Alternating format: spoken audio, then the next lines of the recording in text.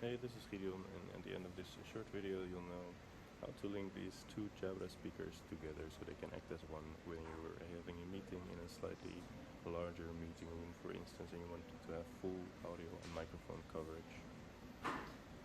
You turn them on by holding the power button at the bottom for a few seconds. You can see them both turning on now. The icon to link them together are two intersecting rings. Click it once on this one, you can see the light going like this, that means it's searching for the other one. Click the button on the other one and you see the light stopped flashing and the intersecting ring icon is now green yellow, so that means they're linked together, so you can use them as one, so to say.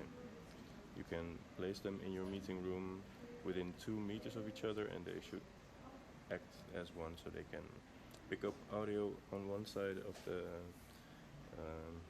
the classroom, for instance, and have a perfect audio quality when transferring it online or digitally. When you want to unlink them, you can just press the icon once and they'll stop linking. Alright, good luck.